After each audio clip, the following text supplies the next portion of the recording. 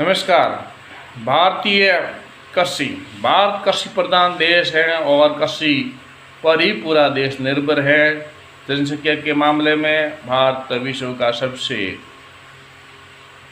ज़्यादा जनसंख्या वाला देश है और भारतीय रेलवे भी बड़ी है और इससे पूरा संचार साधन और आना जाना होता है।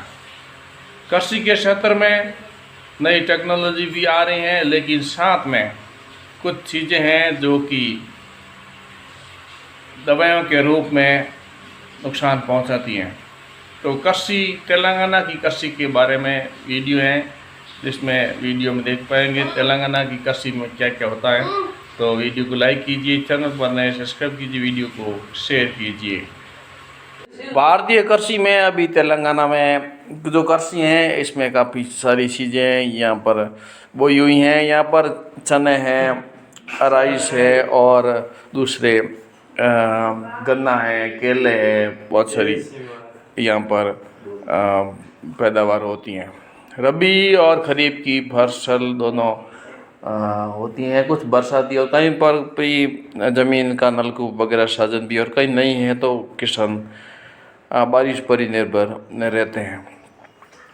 यहाँ पर पूरे चने की फसल है और चना पूरे खेत पूरा मैदान भरा पड़ा है चनों से, और इसमें पूरा समतल मैदान है, तो दूर दूर तक चने की खेती दिखाई दे रही है और पूरे हरा भरा ये अभी फरवरी और ये महीना है। तो यहाँ पर बारिश में भी बारिश तो नहीं हुई, लेकिन किसानों की जो खेती है वो चने की वो काफ़ी बड़ी मात्रा में यहाँ पर दिखाई दे रही है। उसके अलावा या चने के अलावा दूसरे धान भी, राइस वगैरह भी होते हैं, और राइस का टेम्परेचर हिसाब से यहाँ पर अभी राइस होली के आसपास आने वाले हैं, तो उसके लिए भरे हुए खेत, क्योंकि उसमें पानी रहना ज़रूरी नहीं हो। जहाँ पर पानी नहीं है खेतों में, पूरा खड्डा भरा हुआ नहीं है, वहाँ पर ये नष्ट हो रही है। और जहाँ पर पूरा पानी की प्रबंध है और ज़मीन अच्छी है, कीटाणु नहीं पकड़े, वहाँ पर अच्छी हो गई है। आगे में ये क्षेत्र है, तो ये यहाँ पास मिट्टी बहुत उपजाऊ है और ये काली भूरी मिट्टी है जो कि चावल के लिए काफ़ी अच्छी मानी जाती है। हालांकि इसमें सभी फसलें होती हैं, लेकिन भारत में जैसे दूसरे एमपी वगैरह राज्य हैं तो वहाँ भी मिट्टी थोड़ी काली है, कहीं काली है कहीं भूरी हैं। अलग अलग क्षेत्रों की अलग अलग मिट्टी, जितनी मिट्टी उपजाऊ होती है उतनी फसल अच्छी मानी जाती है।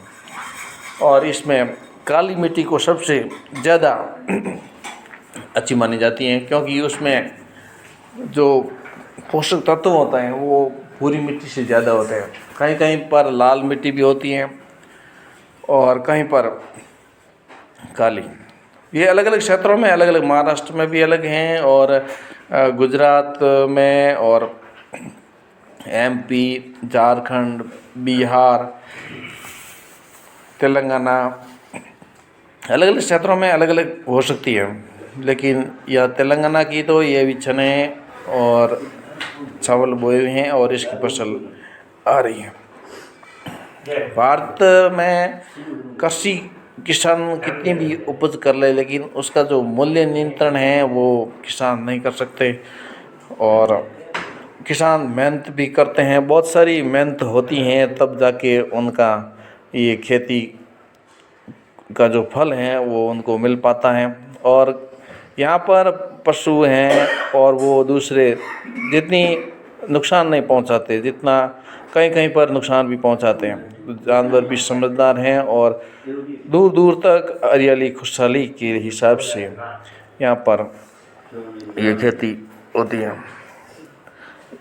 चावल वैसे तो और भी जगह होता है, लेकिन तेलंगाना का चावल है वो सबसे अच्छी क्वालिटी का माना जाता है। खास करके करनूल का चावल सबसे ज़्यादा मात्रा में और अच्छी क्वालिटी का होता है। हालांकि पंजाब भी चावल उत्पादन राज्य है, लेकिन वहाँ का चावल इतना अच्छा नहीं होता है जितना कि तेलंगाना का।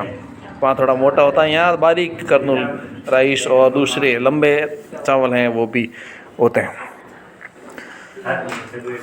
भारत कृषि प्रधान है और यहाँ पर 80% लोग खेती करते हैं। हालांकि वर्तमान में खेती एक उसमें केमिकल का ज़्यादा, दवाइयों का ज़्यादा यूज होने से वो शरीर के लिए नुकसानदायक भी होता है, लेकिन फिर भी अपनी आमदनी बढ़ाने के लिए उसमें दवाएं डालते हैं। लेकिन ऑर्गेनिक खेती यानी कि प्राकृतिक खेती, प्राकृतिक देसी खाद से की जाए तो वो सर्वश्रेष्ठ मानी जाती हैं, और वैसी करे तो बीमारियां और उसका असर कम होएगा। क्योंकि जिधर देखो उधर हर तरह की बीमारियां लग जाती हैं, और वही फसल में भी काफ़ी सारी बीमारियां लग जाती हैं। तो उसके लिए किसानों का ऑप्शन वही रहता है। इसलिए वीडियो को लाइक कीजिए। बहुत बहुत धन्यवाद।